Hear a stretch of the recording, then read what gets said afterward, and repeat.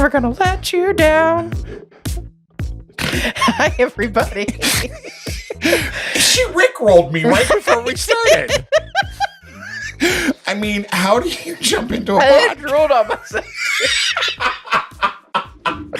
Y'all. She rickrolled me. I did. Right before we started. Hey, Clay. What? Do I? Yes, you have a funny story for me. You're never going to let me down. You're never going to let me go. You're never going to let me down Never or gonna give you desert up. me. Never going to give you up. So. Never going to give. Never going to give. Nope, we're not doing it, people. I get a phone call back when I used to answer the phone Yes. from a vice president of development at a lovely institution that I had never heard of. It's one of those state directionals. So, like East North Dakota State University. I hope that doesn't exist, but I think it probably doesn't. So Clay will Google it just to make sure it doesn't. Googling. Yeah. He's going to Google that. But so I get a phone call and she says, Lynn, we met at a conference a while ago and I just loved your persona. I loved your Disney training. I wanted to see East North Dakota State does not exist, but North Dakota State does. See, you're welcome. And she goes, I wanted to talk to you and see if you could help me out. I'm in a bit of a situation. And I said, oh dear. Oh dear. Oh dear. And she said, I'm new here. I think she was at the time 6 weeks in. Okay. And she said, I recently secured my first big gift. And I was like, yoo-hoo-hoo, celebrity. And she's like, well, she goes, things got interesting after that. And I was like, uh-oh.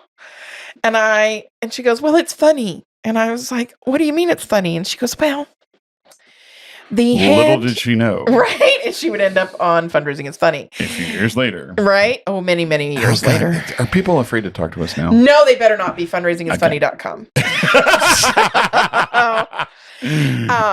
All names and locations have been changed. So she says to me, our local healthcare CEO of our big hospital system has generously given us $1 million. And I was like, whoa. Wow. Yeah. And half of it came from his resources and half of it, the healthcare system was matching it, correct? Uh-huh.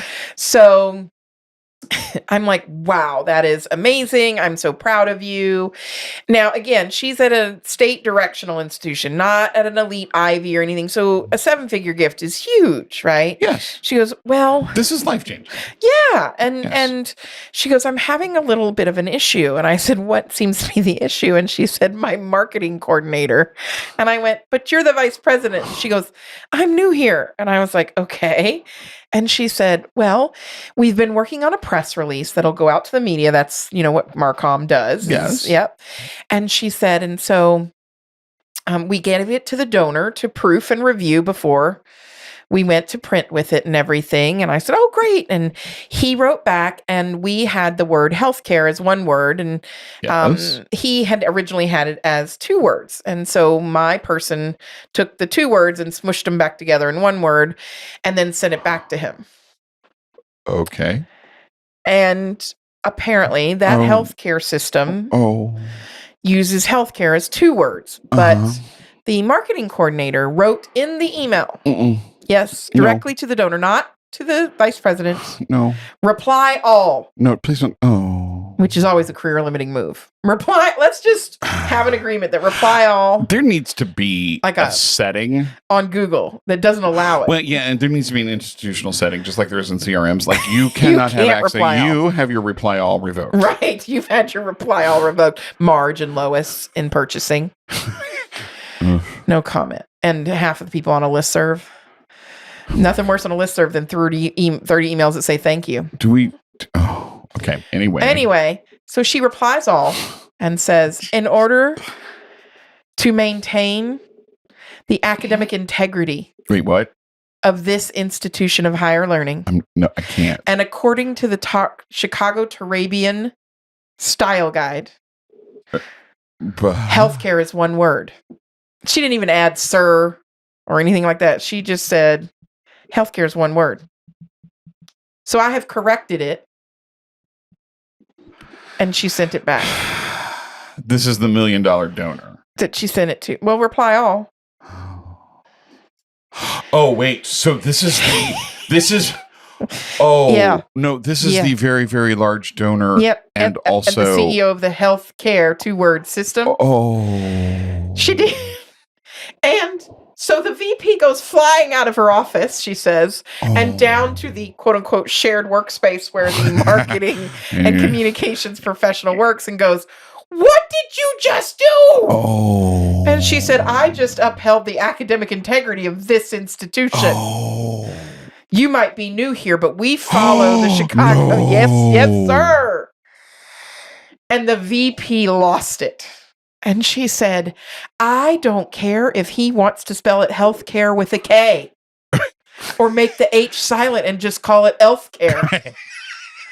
He's $1 million donor. I don't care what Chicago Turabian says. I don't care what the Bible says about it. We will do what the donor says." And the young woman said, "Well, have it your way then, but I'm going to go down on record and I'm going to write an email to you noting that my strong objection to this." So I'm sitting there silent. And I'm not silent very often.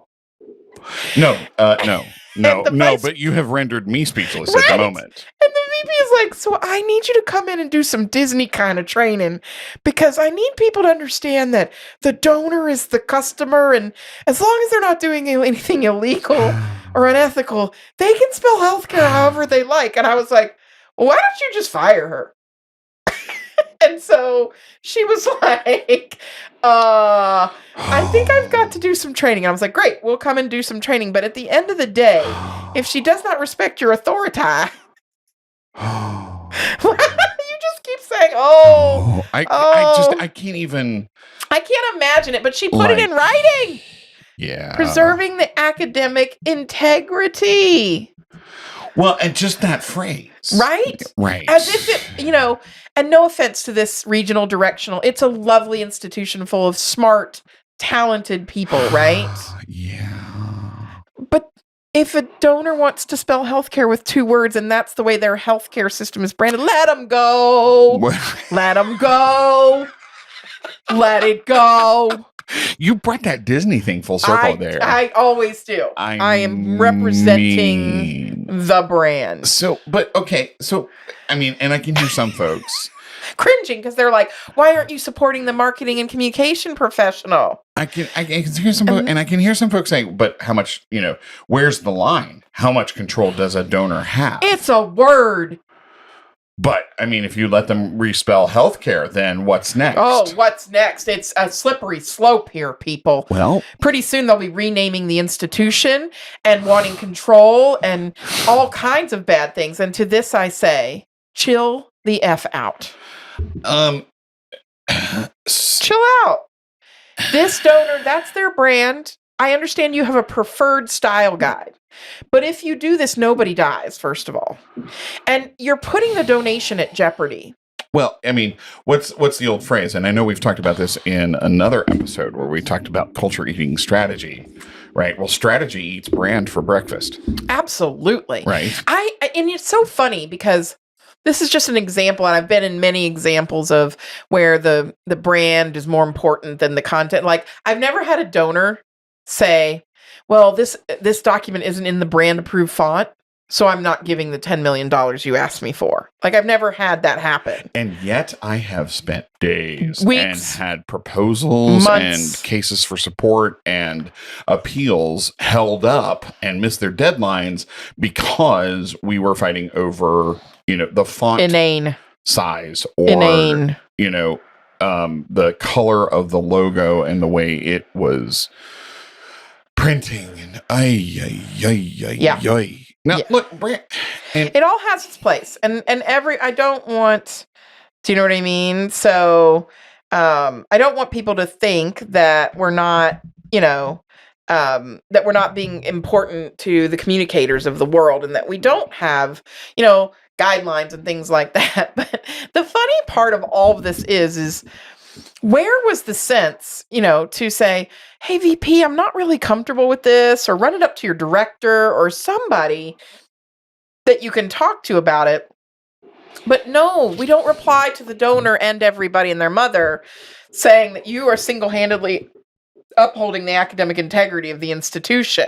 Well, brand is not academic integrity, but No, style guide is not either. No, brand is not okay. You know what has good branding? What? Snack companies.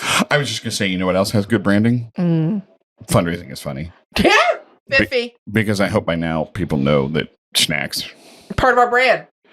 It's part of our brand. It's who we are. We should take a break and everybody should get a snack so that we can talk about and get some popcorn to listen to this story with. You know who else really lives up to their brand promises? Who's that? Our sponsors.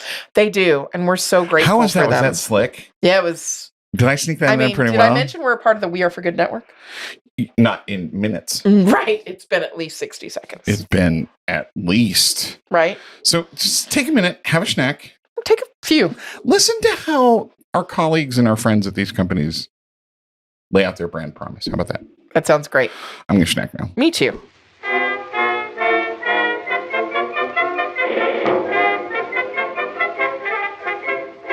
I feel satiated. Satiated? Satiated. Satiated, yes. Satiated. Satiated. I thought you said satiated, and that's not satiated. A word. It's me trying to use my $2 words. What is your brand promise?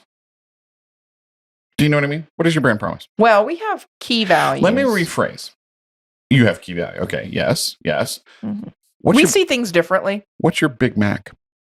Oh, 2 all beef patties, special sauce, lettuce, cheese, pickles, onions on a sesame seed bun. There you go. And see, yes. We deliver the same, just in fundraising. When I did phone campaigns, right, and we did on-site phone campaigns for universities, healthcare, other social services, we always trained our communicators and our fundraisers. They were not callers. They were not. That's nice of you. Right. We always trained them on the Big Mac. Right? Because the way we do fundraising phone calls is our particular brand promise. I like that. And every caller, every communicator, every student, everybody could say 2 all beef patties, special sauce, lettuce, cheese, pickles, onions, and a sesame seed bun. And everybody of a certain generation can repeat that. I imagine some of our friend Julie, poor Julie. You know, Julie. Where's the beef? Julie. Julie, our producer, who is the queen of all things and wonderful, we give her a hard time because we love her. Because we love her. I imagine she has never heard 2 all beef patties, but the point is, I bet she has. She might be a fan. You never know. Well, I bet she's had one. Right. Anyway, the point is, what's your Big Mac, right? And here's the question, and if you're but McDonald's is not above anymore, right? Well, even in the 70s, my mom, because, you know, it's fattening, right, would order a Big Mac without the middle piece of bread. Okay, so speaking of funny McDonald's stories. Yes. When, where I live, we don't have a McDonald's. Yeah. And so when I go to the United States, everybody goes to McDonald's. But my favorite thing is when people go to McDonald's and they'll be like, I'll have a Big Mac meal, supersize it with a Diet Coke. But I like the taste of Diet Coke better than I like regular Coke. No. It's not about saving calories. Just get the leaded gasoline. Don't get the unleaded. I like the taste better. I can't do it. It's not going to happen. But you don't have to. You don't have to understand it. The irony was hilarious. The irony is, I admit, brilliant. Have you ever ordered a McFlurry and a Diet Coke? Anyway, that's the old play. Right. So brand promise. Right, and the just, you know, mad adherence to being sure that we follow our style guidelines. Like, how do we encourage people to talk like people? Mm-hmm. And is your brand guidelines or your guidelines more important than the client, than the donor? Because you're forcing your views on the donor. Yes, who may not share them. So. There's one organization that just absolutely love. Their mission is incredible. They do amazing work. The founder, of course, very dynamic, very involved. And the founder is one of those communicators who feels like you need to know everything in his head in order to understand, because you couldn't possibly. And there's a little bit of that there, right? You couldn't possibly understand it unless I tell you every little minute detail, right? Now, in donor communications, and especially in building an individual giving program, Okay. We attempted to move into some more of that, short, like the communications that tend to drive immediate response, the communications that tend to drive urgency and engagement, and the things that we know. And if you want me to get really nerdy, I can talk about Siegfried Vogel's studies of human eye movement from the 1930s and 40s that really determine how the eye moves across a page and where to place things on a page. Anyway, right. These big chunky paragraphs in 10-point font, but that was their brand. That was who they were. And so when we went to short paragraphs of 1 to 2 sentences in 14-point font on a very blank page letter, right? No. We tried 2 mailings, right? To current donors that, nope, this isn't going to work, right? After the second mailing, that blasted 14-point font. Yep, exactly. Now, increased retention rate by 10 percentage points, hundreds of metrics. But no, this is not who we are as an organization. And 14-point font is objectionable. And we cannot believe that you would recommend or suggest such a thing and to... Blasphemy. Yes. And to counteract our brand and who we are and how we have established this organization. I'm sorry. Excuse me. I'm sorry. You brought me on as a part of your organization to... and you set out these goals to, do this thing. Well, this is how this thing is done. And no, it doesn't follow your brand guidelines. No, it doesn't. Nobody cares about the logo. Nobody cares. Nobody cares about the logo. Well, a couple of people that worked there that worked on the logo. And God love them for doing it. Thank you. Bless them. So looks great on the website. Looks fantastic on the letterhead. But they're missing the point. Correct. They're missing the absolute point. So what is the point, and what is our punchline here? Punchline here is... Wow, you punched that. That was punchline. Punchline here is don't mistake your priorities, and we don't have to force our own kind of things on our donors, right? And that there is a time when the donor's right. And, a little humility goes a long way. Reply all should be rescinded from people's. Yes, do you know what I mean?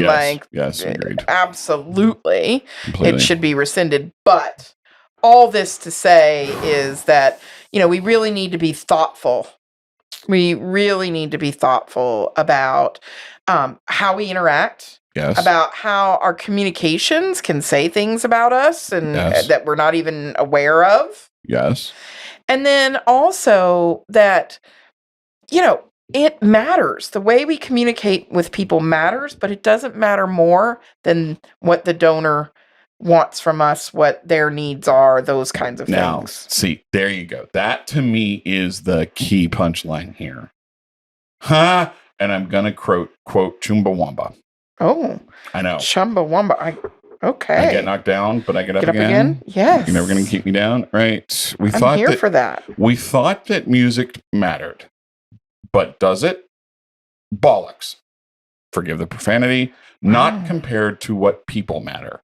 So to paraphrase, right? Does your brand matter? Yes, but not compared to what people matter. And fundraising, whether you are fundraising at major and mega gifts level, whether you're in planned giving, whether you're dealing with high finance or the $50 donor or corporate donors or government grants. Fundraising is a people business. It is about humans talking about humans. Yes. Because it involves people. And people are... Yes! Exactly. Yes. Because people are funny and people are messy and complicated and weird and irrational and hilarious. Oh, I'm going to withhold the standards of this podcast. We have standards? Nope. Well, we do. They're low, but we have them. We're going to get us some. We're going to get some. Well, we should bring in an outside expert to help us work through our values. We should. And we should have a key mission, vision, value statement. We should. We should have a committee.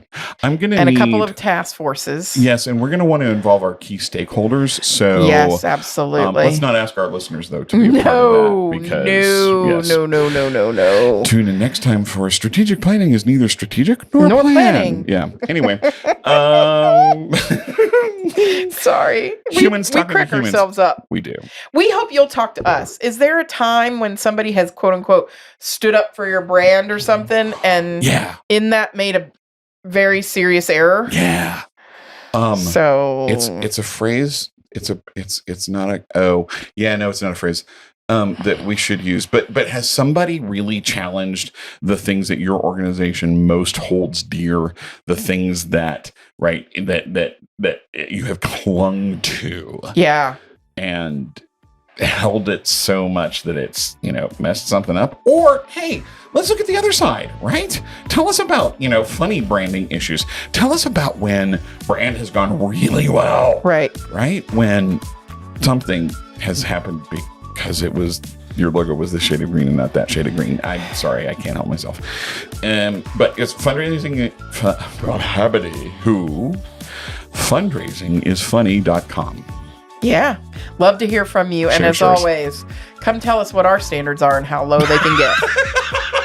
Have a great day, everybody. Wow.